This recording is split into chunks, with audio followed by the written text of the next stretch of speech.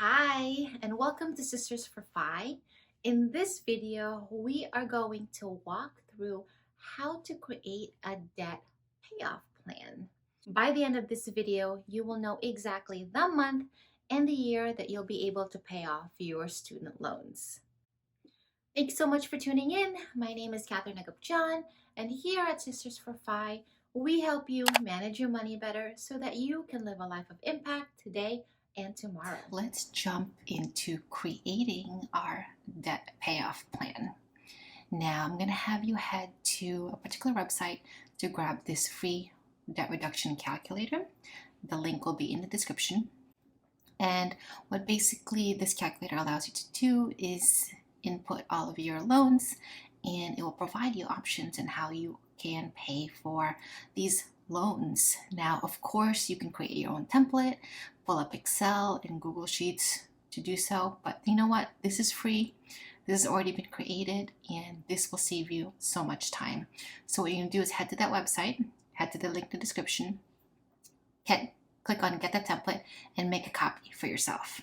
Now, I've already done that, and I have also inputted some of the student loan information here. So when you open up your own file, you will see options to put in your loan information. Now, depending on the type of loans you have, whether they're private, federal, and if they come into multiple account numbers, enter them line by line so that you can also account for the different balances, different rates, and different minimum payments for them. Now, this tool is provided by vertex42.com. So just a little shout out to them for creating this free tool.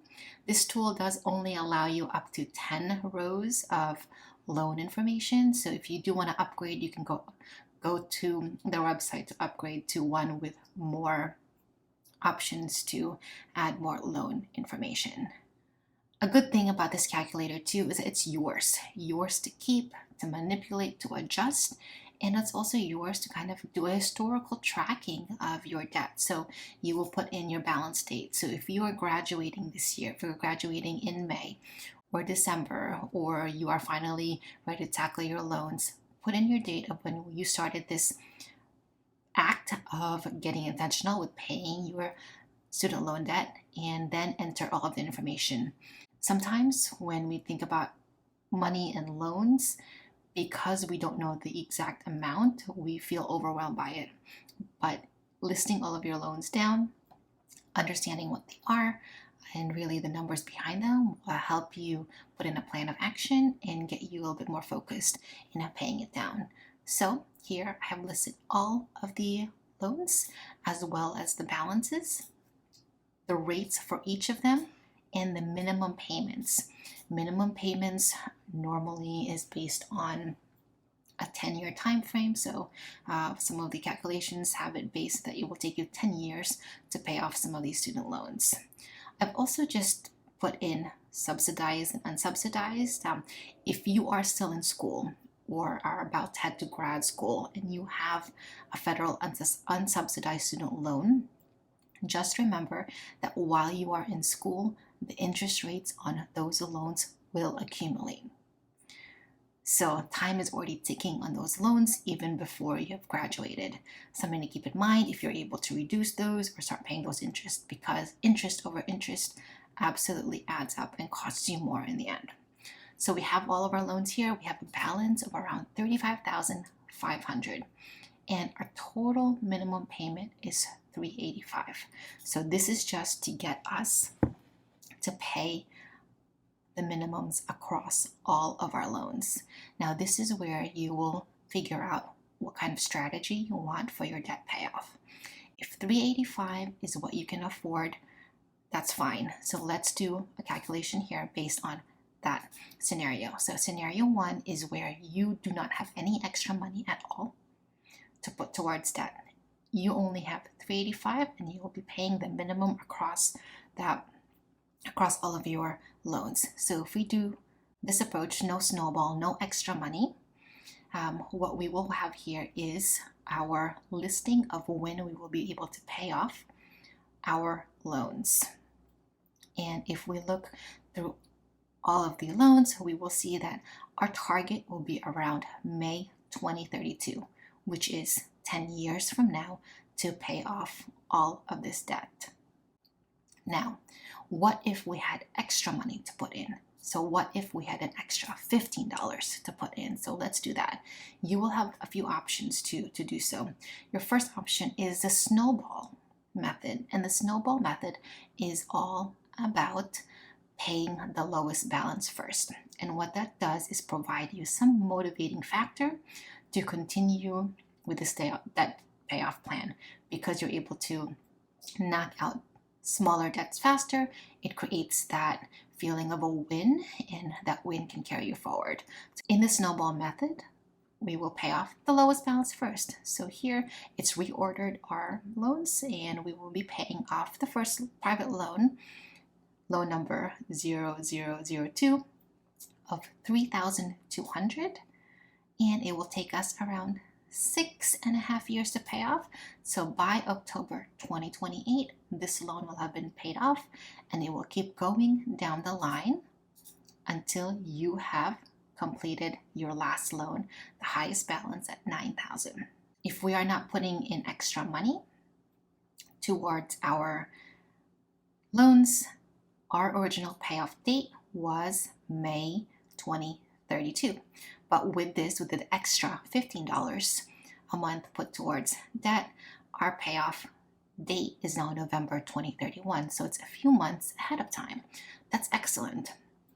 Now, what if we instead go with the ones with the highest interest rate first? And the highest interest rate first, it's called the Avalanche method, and it's all about paying the loan with the highest interest. And this is all about saving money on interest. So in this case, we're going at private loan number 3. It has a balance of $5,000, and it has the highest interest rate of 7.74, and we would pay this off by 2029, so around 7 years from now. And we also still have the same payoff date for our loans, but we'll be saving a little bit more in interest, but it's going to take us some time. So 7.5 years to do so versus 6.5 years for the first loan to be completed.